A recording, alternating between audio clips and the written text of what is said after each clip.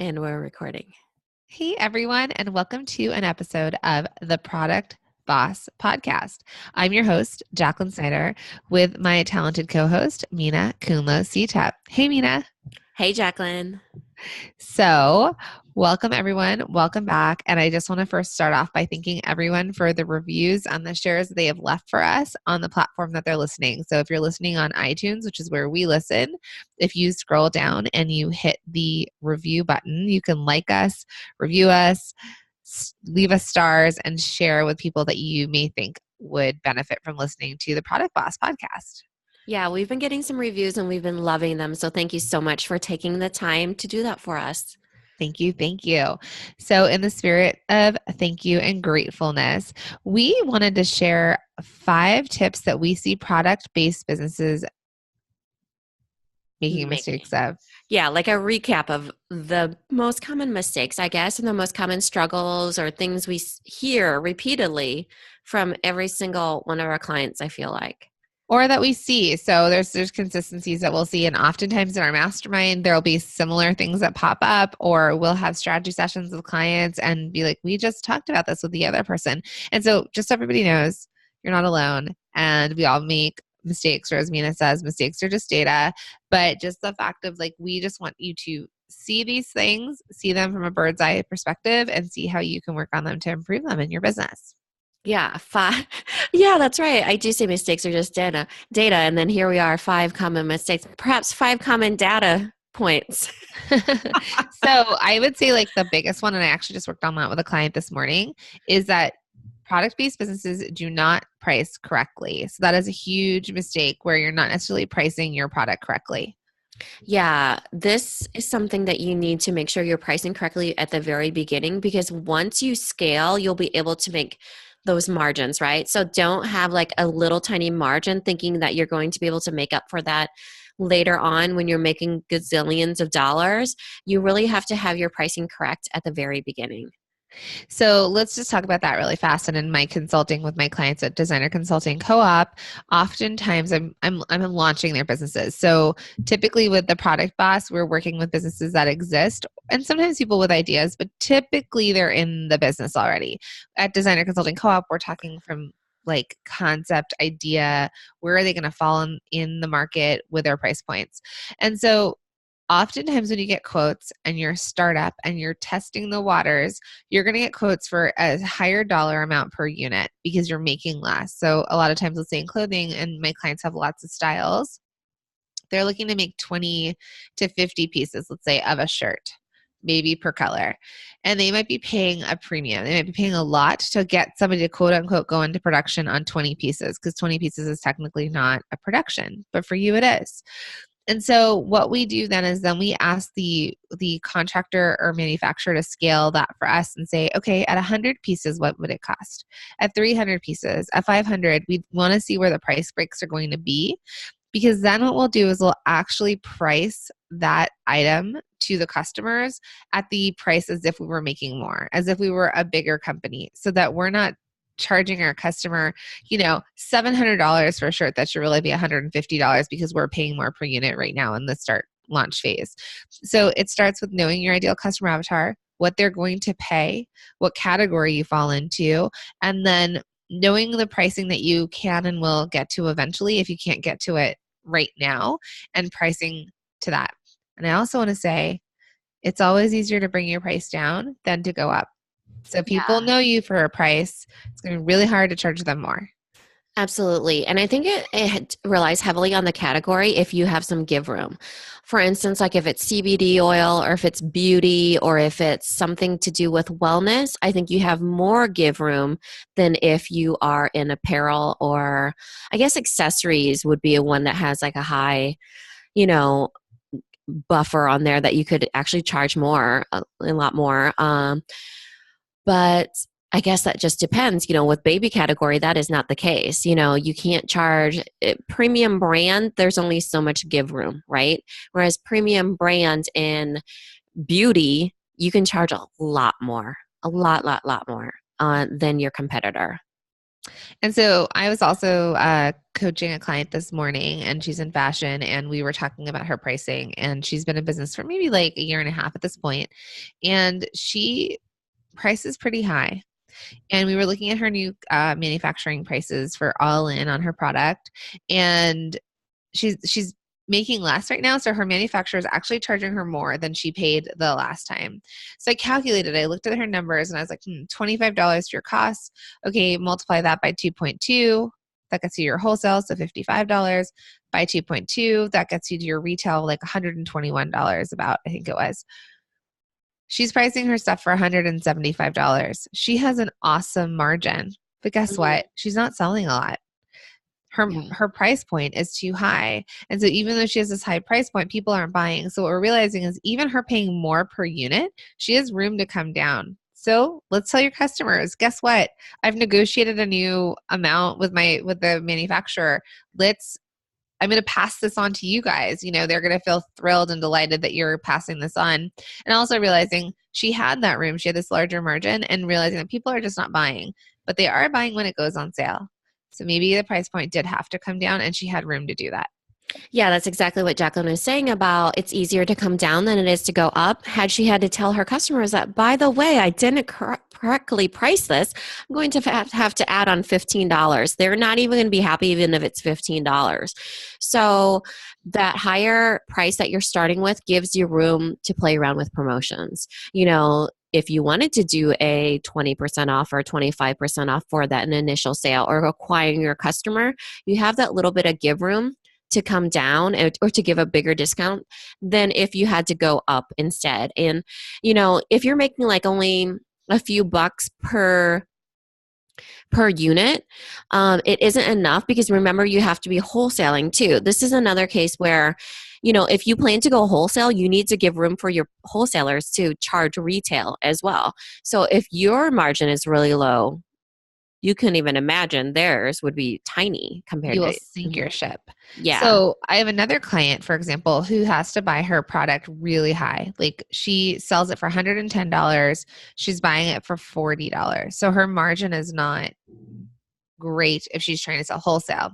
So she was trying to sell to her wholesale vendors, at least her making a better margin at like from $40 of her cost. I think she was trying to sell to her wholesale vendors at 75, but she was forcing them to sell it at 110. You can't tell a wholesale retailer what to sell for. They need to make at least double. They don't need to buy you. They don't have to buy your product. They can buy somebody else. So really my client, and this was before working with me, should have actually reduced her margin to give the retailer the right amount. But nonetheless, we have to make sure that your margins are built in correctly from the start. So like I said, so here's another big point. This is like getting into my coaching calls. But another thing I tell my clients is you want to sell it, let's say you go back to the $110, you want to sell it for $110. Is there any possibility in the world that this could be made at the right cost that you can sell it for $110? If it is, I think her cost has to be about $20. If we do have that potential, then great, we could position it at that. Because sometimes people want to sell something at a price that there's no manufacturer that's going to make it for you. Like they might say, I want this made in the US and I want it made out of Italian fabric and I want this and I want that and I want custom prints. That's great, but you may not ever be able to sell it for $110. So we just have to make sure that all the pricing comes together in the beginning and it leaves room that you, like Mina was saying, that you build in that you can do wholesale and that you can eventually get the cost down and your margins down enough that you could build in a wholesale and then your retail. Otherwise, you're going to sink that ship. Yeah, you'll see this in brands that are in like spas or massage parlors, the really high scale ones. They have products that are exclusive to them because you're not able to go on Amazon and get those same things for a discounted price. So maybe you're offering that to those wholesale people at they're able to sell it at 110 because of the exclusivity that you're giving your wholesalers that it's not able to be purchased online. So really thinking about your target market, really that's your target market then would be your wholesale clients and then also their clients.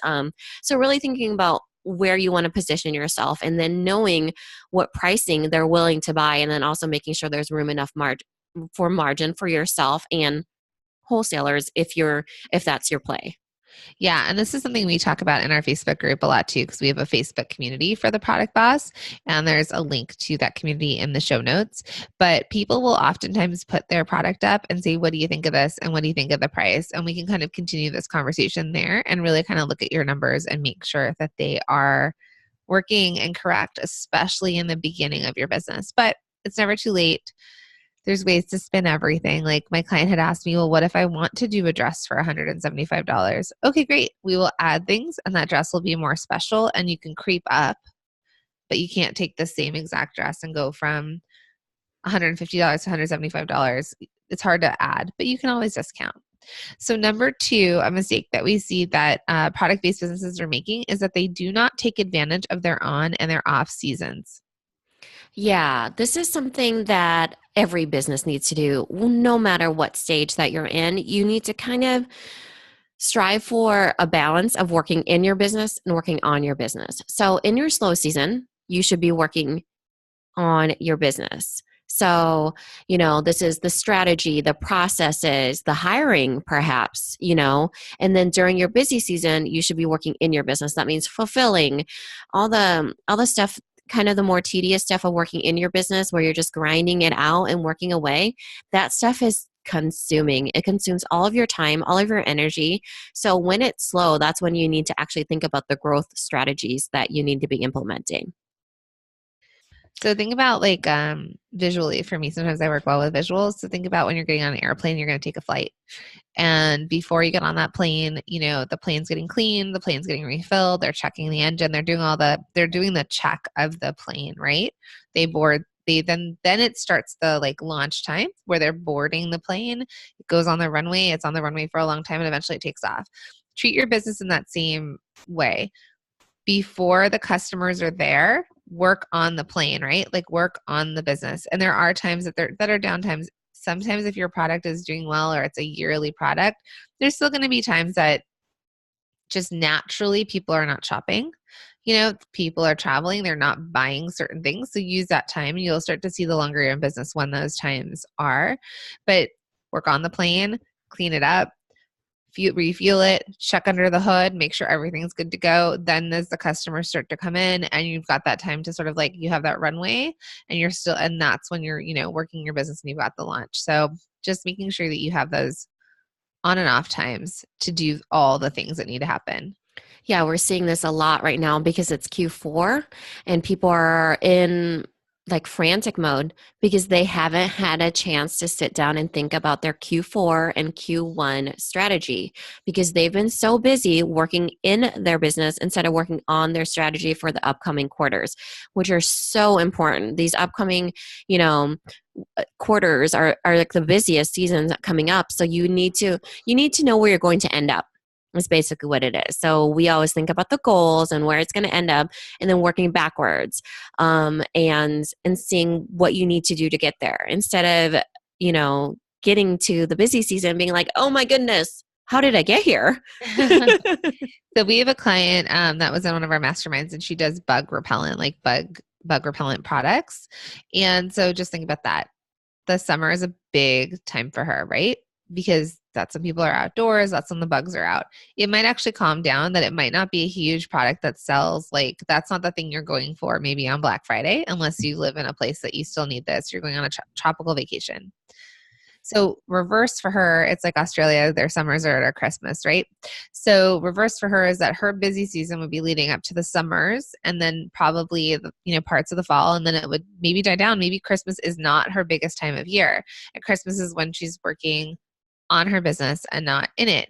Vice versa, if you've got a product that's like a giftable product, Minna talks about this with little labels, like the time of year that works for her business. But if you've got a giftable product, something that people are going to buy, like clothing for holidays, gifts to give, that sort of thing, the summer might not be a time that they're buying all of these things. And that's when you're working on it.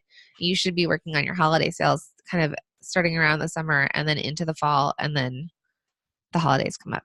Yeah, it gives you a shot at the long term of your business, honestly. So, thinking about, how Jacqueline was talking about Australia, let's say in the downtime, I want to be looking at Amazon Germany or Amazon Japan or Amazon UK, where things are different on the other side of this planet, on the other side of this world. And so instead of, you know, them syncing up with my seasons, I'm shifting my product to kind of, it's probably an easier shipment from Japan, Amazon Japan. I don't think there's Amazon Australia, but to get it from Australia, right? So thinking about that, like if there's something huge, your product is huge in Australia, you're not sure why, but you can focus on Amazon Japan during that time because it's a shorter trip to get something shipped to them, then that's what you need to do. So thinking about things like that you wouldn't even think about because you're so busy fulfilling orders, or you're so busy thinking about, I don't know, those things that, hey, when's my next sale coming up? All those things that you get bogged down with, you really need to be kind of balancing those out and taking advantage of your on and off seasons. So mistake number 3 that we see product-based businesses make are that they are trying to serve too many people. They are not niching or niching down enough, but they are just trying to serve too many people. Yeah, this makes your message all murky and confusing, and nobody knows who you're talking to along with you. You have no idea, No idea. And so it's really hard because they don't know what you're selling. They don't know who you're serving. They don't know what they can buy or what your offer is. So when you think about one person, just looking at little labels, I'm selling to a mom that is a mom of 2 or more kids that they're young. They're in their young season. But within that niche, that doesn't mean I'm excluding sports moms, dance moms, It's just that I'm focusing on that mom that has 2 kids that, one kid is in kindergarten and one is like 3 years old or 2 years old or a baby, let's say. So even though I'm focusing on the mom, which is very similar to me, like 3 years ago, right? I'm speaking to her, and that doesn't mean that her kids aren't in dance or they're, it's like we give the example of Kim Kardashian and the eyelashes, right? Even though you're only speaking to Kim and Kim might be your ideal avatar, that doesn't mean you're excluding Courtney or or you know what I mean? Like you just get those adjacent people too. Even if you're niching down, it doesn't mean that you're excluding. It just means that that's how people are coming to you. Whether it's to, I think we heard this in a different podcast episode where, somebody was coming to an interior design their kitchens. But that doesn't mean that they can't hire her to do living rooms. It's just not how they did how they found her, right? Mm-hmm. So her message is clear. I specialize and I'm an expert in kitchen renovations. But, I can do these other things, and I'm kind of deciding at the opportunities if I'm willing to do that or not, I'm known for X. So Minna talks about it too. She's like, I didn't want to be known as the label lady. Like, that's not what I want to be known as, But then for Minna to be known as the label lady makes it really easy for people to say, oh, you need to label every single thing that goes to camp or to preschool or to kindergarten. Great. Check out little labels like Minna has all these labels, and people know that. People also know Minna as the Amazon person, like expert, Amazon expert. She's known for a couple things more than that, but for the world, self-dubbed Googling queen. So just being known for something. So for some of the clients that we work with, like this person is known for customization. This we work with Taya. She does CBD oils. It's Crooked Cactus CBD oils. Are we allowed to talk about that on the air? Probably, right? Yes. Yeah. We just can't have ads on Facebook or whatever. You never know with these things.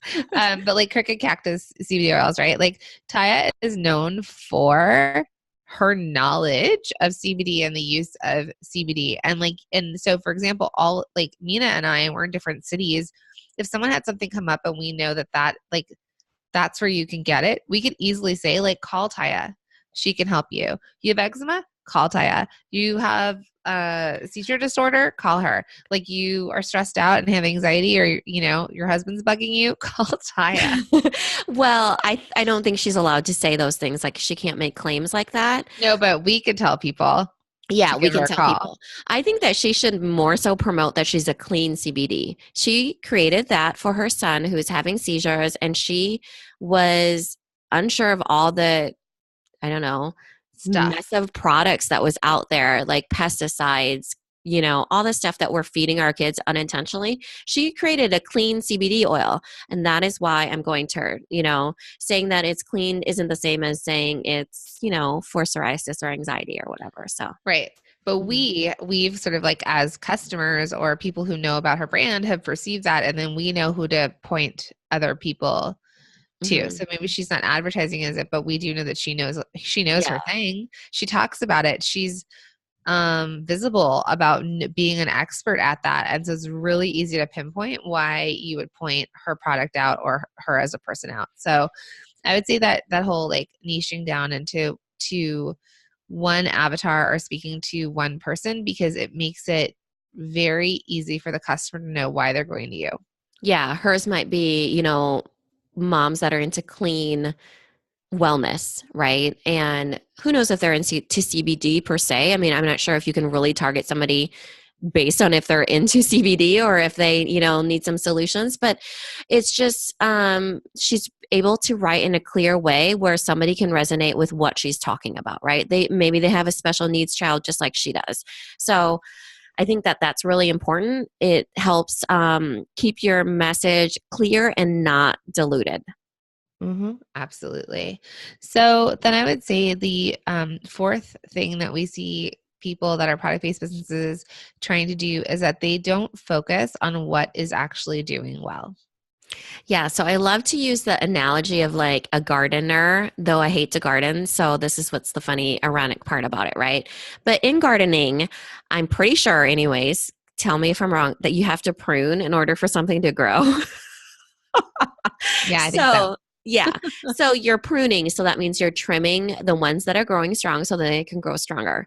So you're pruning your best sellers to like rebundle, to make them better, to trim out the fat. Maybe you can tweak something that somebody doesn't like about the product. Maybe you can make it in another color. These are variations we're talking about. You're pruning, you're adding, just beefing up that bestseller.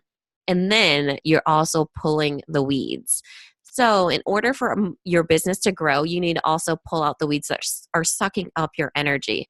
Get rid of those products, get rid of those tasks that you just cannot focus on, and focus on the things that you can do to really grow your business. So I'll tell clients this, that if they're like in the wholesale model, for example, so you put together I'm just going to go back to fashion, jewelry, that sort of thing. You put together your collection and you go to a trade show with your collection to sell wholesale. You see what people are buying, and people are gravitating towards very similar things. Oftentimes that happens. Like some necklace will be the thing that people want. You'll be able to pretty much like define it, or some print in some fabric is doing really well. Awesome. Then you get some like rogue orders for random things that a random buyer like buys, and then you might get no orders on some stuff. Oftentimes if you're dealing with like minimums, you might not be able to actually go into production on something if you don't get a certain amount of orders against it. And then other times too, like you might have a buyer that is the only person that buys this shirt and everybody else has bought another shirt. And you might actually be able to call that buyer and say, hey, after all the sales, very few people have ordered this style. We're going to drop this style and we'd like to move your money into this shirt, because the consensus, the group of people have mostly been attracted to this style. Can we do that? And they'll say yes or no. If they say no, then you're like, okay, we're just not going to do the style because it's not worth it to you as a manufacturer to make this piece. But that's where I want you guys to look at. Just because you've designed it, just because you've done the development of it, doesn't mean you also have to go to production of it and sell it. So take a look. That's your first time when you're exposing it to buyers or people are starting to give you feedback. You do a Kickstarter and you offer 3 different colorways of something that you're going to sell them, and one of the colorways just doesn't sell. There's your data. Don't go into it. Like just let it go, drop it, and put your money, your time, and your energy in the things that are working. And don't build another garden. Like, that's another thing we see is that, hey, I'll just build another garden over here, but this time I'll do roses or I'll do carnations. No, no, no, no. You need to focus on your garden. You need to prune it. You need to weed it. And I'm loving this analogy, let me tell you. You need to focus. But it's true, because we'll all see it in conversations with people. They're like, well, if this doesn't work, I'm just going to do this. Okay. great. But if you just kind of jump ship, abandon this whole, you leave that garden, the weeds are going to take over, the deer are going to come eat your plants, all sorts of Mhm. things are going to happen, and it's going to go awry. You need to just keep focusing and tending to that. And then just, if a plant doesn't like, a tree doesn't sprout, whatever, like you decide whether you're going to keep doing it or not. So this analogy is just going to keep going, but just know that you can, sorry about my voice too. I've been sick. So that you can kind of basically remove things. You don't have to do everything. And then Mina, you brought up this point of like even Instagram, like, and I've done this on my own Instagram. I've gone back through and I've actually deleted posts. There's some things that just don't serve my customers anymore, or even like where I feel like my page is going. And so I'll just go in and I'll delete some stuff to just clean it up, to update it to whatever the new trend is. Yeah, I learned this from Melissa at Shop Compliment. So at Shop Compliment, she has tons of followers on Instagram. She's an expert. She's amazing. She was also on Don't Keep Your Day Job podcast. I literally bawled my eyes out. So you guys have to go find the episode with her. I forget what the girl's name on it. Like basically listen just for her, but she basically goes through and she'll delete her posts that are like giveaways and things that are already closed. You know how some people just put X and they put closed, or they'll say congratulations to this person and they'll put closed. She actually goes through and deletes them. And she said that that's because they're not really timely, and it's like pulling weeds. That's where I got the analogy from. I added the pruning, of course, myself, and then another garden. But I love the idea of going in and pulling weeds, even if it was something as specific as Instagram or Amazon, or even your entire business, you know. Maybe you go through your employee list and pull some weeds. I was going to say the same thing about customers. So not like your e-commerce customers, but let's say you sell to stores. Maybe there's a store that's just trouble, returns, complaints, whatever the reasons are. You might just decide like, you know what?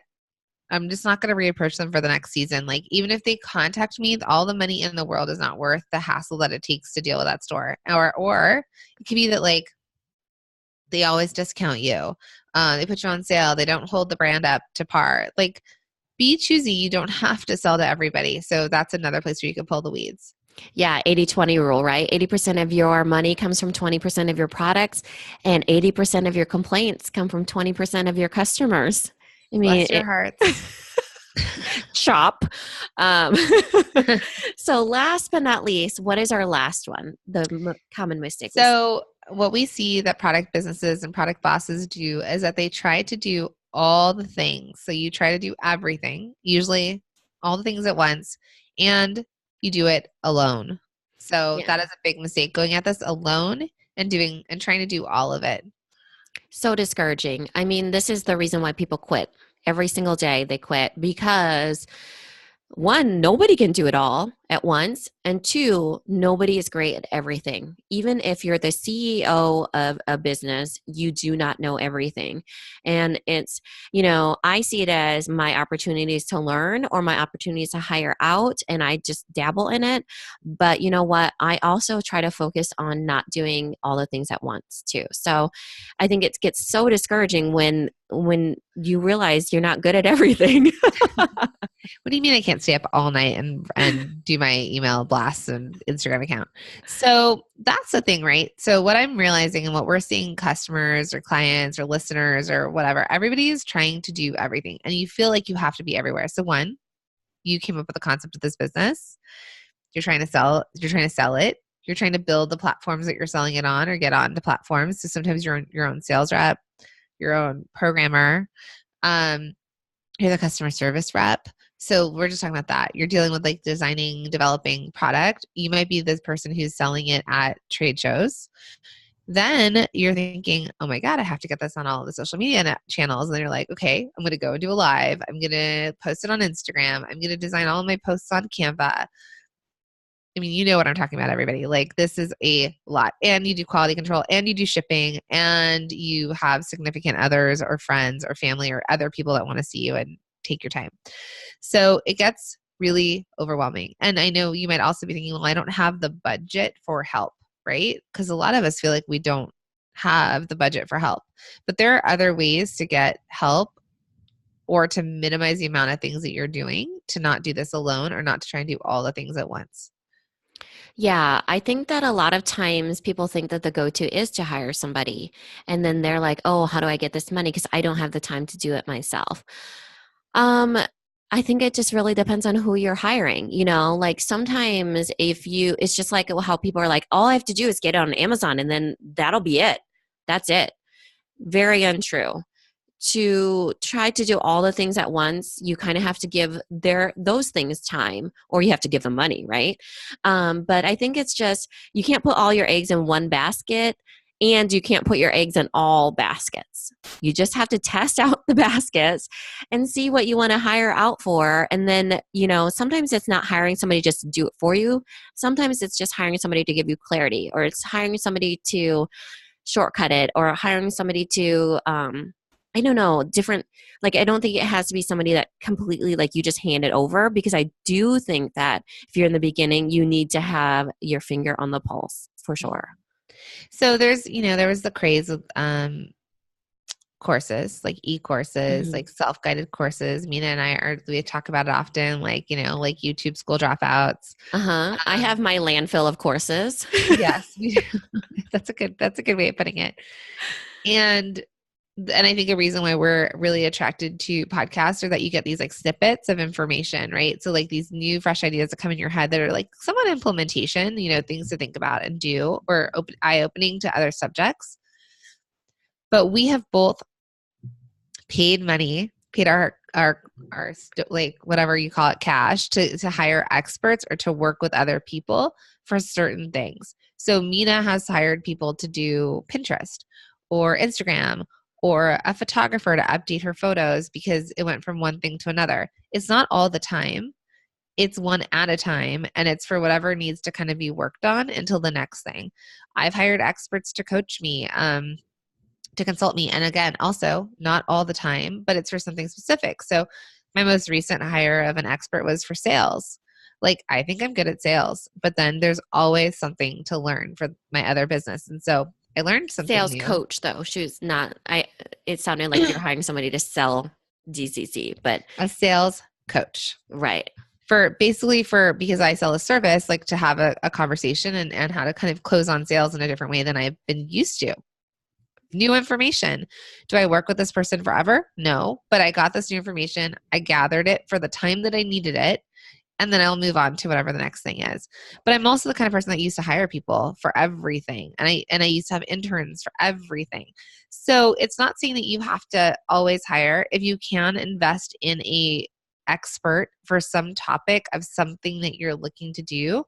I have a client that has a CFO that's a consultant for her, a chief financial officer, because she needs someone to look at her numbers. It's not what she's great at. So she has someone that comes in every so often and looks at her numbers. We could probably find the money sometimes for the things that we need for these little playthings that will clean up your business.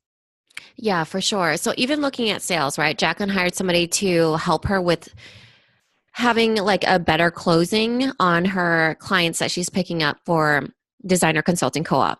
She could have also hired one that sometimes people hire sales coaches for if they do a live event. Sometimes people have, in a certain niche. Let's say she's going to speak at an event. How can she close those people? So really, it's not like she hired a sales coach to get on the phone and close for her. I think that is a little bit dangerous when we tell you to hire out to somebody. It's not like give that away. A lot of times, maybe it's just like a shortcut where you can focus and have somebody say, here's how you could be a little bit leaner, a little bit faster, a little bit, better.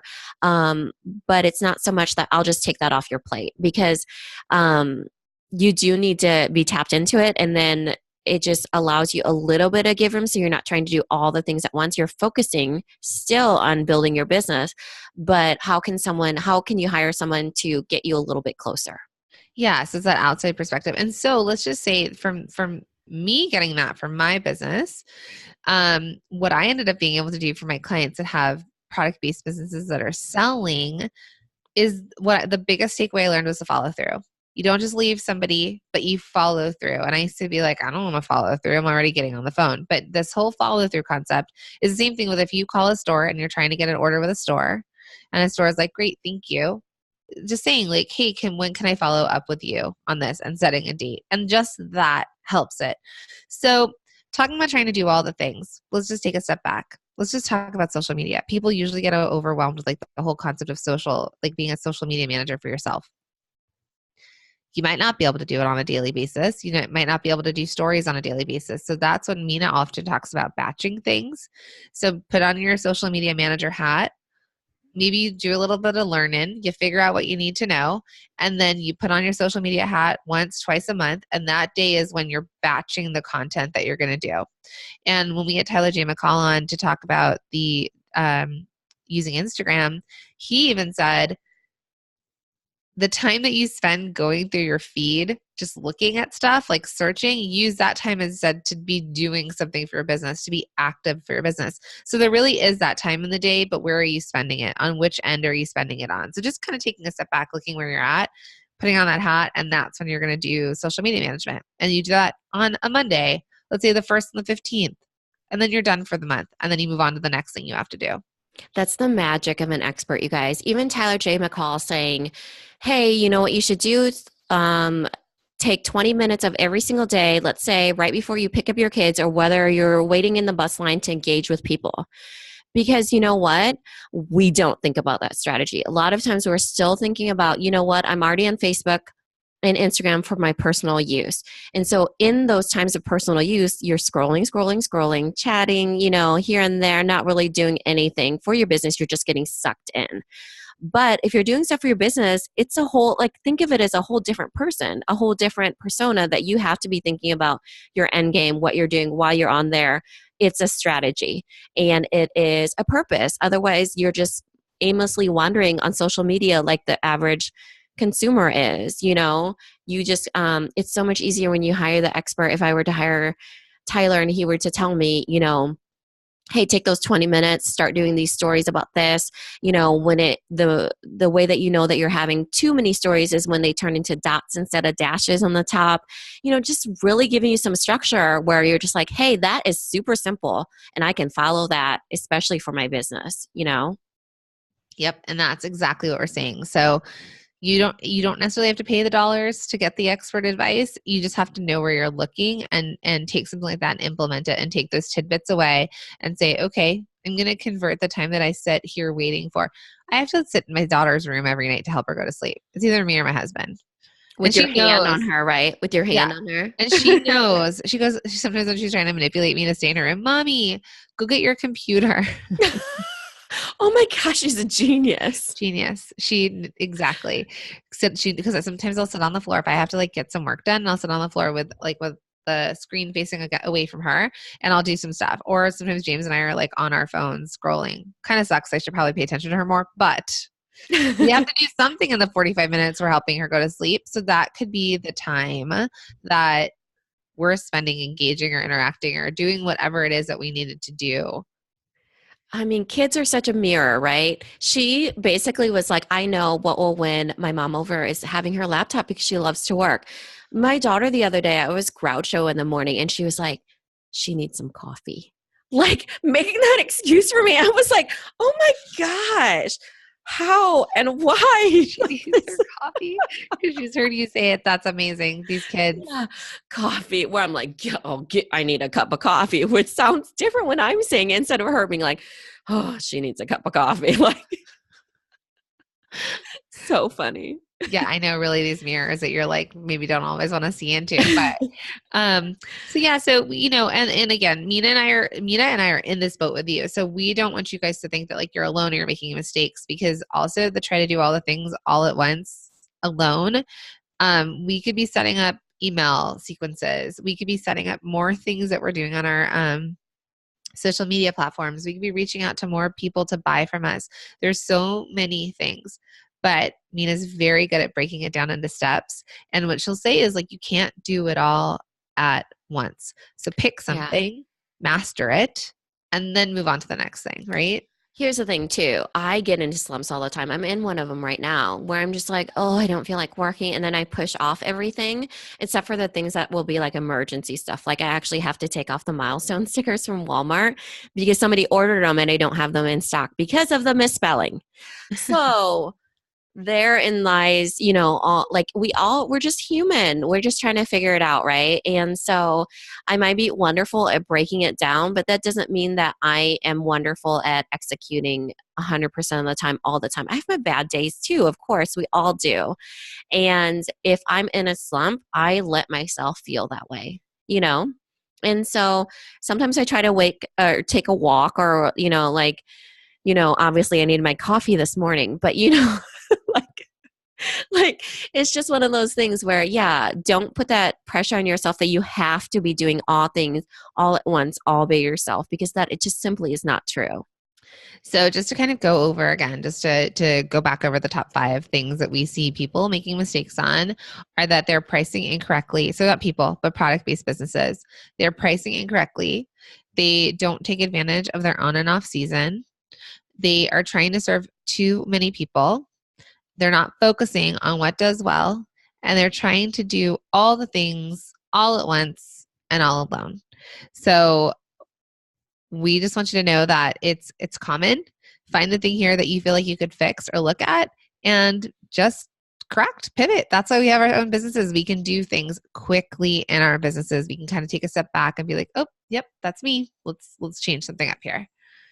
Yeah, love that. And that is a wonderful way to look at it. It's just kind of letting you know with your mindset that it's not you, just you. You're not by yourself. This is all of us. And we would love to help you in any way that we can.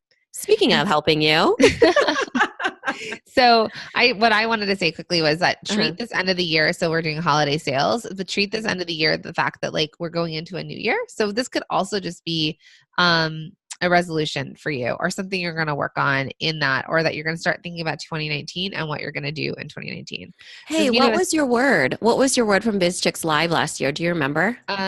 Clarity. And I got it. Clarity. You What was do? yours? You have mine was happiness, and I'm definitely making big changes. That's for sure. Making happiness happen. Yeah, mine was actually profit was the first one, and then I got to clarity, and I will say that I got both. So if you are actually watching this video, which we'd love for you to do because we're on a Yeah, video. let me grab mine. It's over here. Okay, and actually, I have 3 words. Minna can't even hear me right now, but I'll just show you. So we went to Biz Chicks Live last year, and Natalie Ekdahl had given us all rocks to write our goal. So Minna had happiness.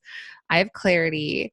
So first I thought I was pivot, right? I wrote pivot. I have so many. I still Why all. do you have so many rocks?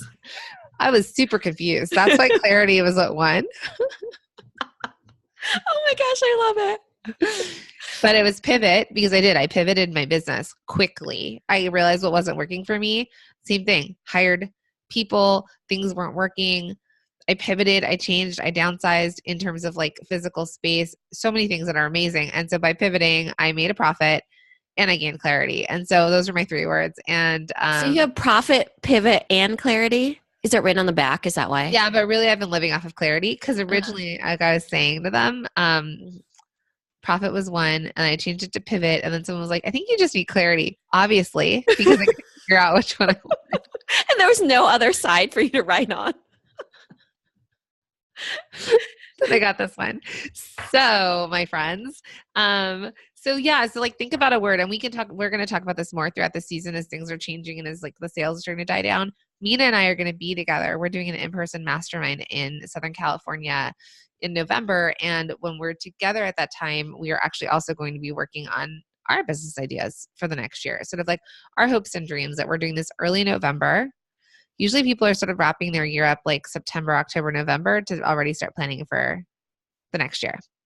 Yeah, and I wasn't even sure about happiness when I wrote it. I think though the reason why I ended up choosing it was because I don't focus on happiness a lot. So I knew I'd naturally focus on profit. I'd naturally focus on clarity because those are what I turn to. Those are my go-tos. But I don't naturally turn to happiness. Not that I'm an unhappy person, but I don't focus on it as being like this something that I really need and want in my life. hence happiness. And look at how cool my rock looks. You guys have to see this video. So it's like That's cool. yeah, it's like an imperfect rock, right? So imperfect happiness. So anyway, we'll be picking a word again. I was just wondering what Jacqueline's was, but yeah, end of this year, it's a perfect time to be thinking about these 5 common things and seeing what is your word that you're going to come to. When you're thinking about all these things, like if it's clarity, how can you bring clarity to pricing correctly, or, balancing out your on and off seasons, or bring clarity to serving one avatar, or, clarity to focusing and pruning and pulling weeds. For me, it's like, how can I bring happiness into my pricing? And, so that one word, right? Happiness into slow and busy season. So I love that because it's a checkpoint where, is this what I want to focus on for this coming year? Yeah. And actually, funny enough, my year last year was joy. I wanted joy to enter into all parts of my business and personal life. So if it wasn't serving me in that way, then it was something that wasn't joyful. Then it was something that needed to be corrected. So as Minna was jumping in to say, but in our last point of not doing things alone, we want to invite you to work with us in a 2-to-1 strategy session. So we do offer sessions where you can work with us individually, but the majority of our listeners and clients work with the both of us because 2 heads are better than 1, and 3 heads, which would include yours, focusing on your business, is absolutely incredible. Like the shifts and formations that we see happen for our clients. So we would love to work with you in a strategy session. Minna, do you want to tell them a little bit about some things that happen in the strategy sessions? Yeah, sure. So basically, you fill out an application so then we can hear in your words what your struggles are and where we'll be focusing and where you want it to end up, right? I like to think of this as the before, middle, and end. So beforehand, you're giving us your information. Beforehand, Jacqueline and I are talking together. We meet up, we dig deep into your business. In the middle, at the strategy session, we're giving you the feedback and, going off of your ideas. And at the end is the transformation, I hope, right? That you're able to get the clarity and then tackle anything that you need to do, because we already had the end in mind, what you wanted to get from it. Sometimes it doesn't line up because when we look at your business, we're like, ooh, they need to do this first. But you, in the end, are the end game, right? You know what's right for your business. You know what decisions you want to make. You know what gut feeling you felt when we were talking to you.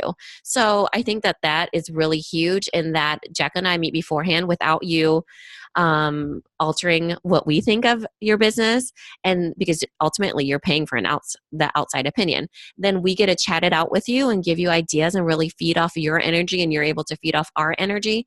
And then at the end, you're on your own and able to do the best that you can do. And just so you know, we do not take offense to whether you take our advice or you don't take our advice. So the point of a strategy session is just to create strategies for you, to bring ideas to the table and have this like powwow of ideas. And sometimes we come up with solutions because there might be this very specific issue problem. So for example, we could work on pricing with somebody. So even just the list that we just gave you in this podcast of 5 common mistakes, you might not even realize you're making these mistakes, but in talking to you in the intake form, we're going to see that and we're going to be like, hold on, you're actually missing something. You don't realize that you should be pruning or trimming or not providing this, or that you need to be adding something, or you might be priced incorrectly. And so by giving you these ideas back or even solutions to that, you're able to make really big changes in your business pretty quickly from only working with us for an hour. And to point out, that hour is a Zoom call typically, and it's recorded. So you actually get to go back and re-listen to it and use that information over and over and over as you're working through this in your business. Yeah, for sure. And there's nobody that knows your business better than you.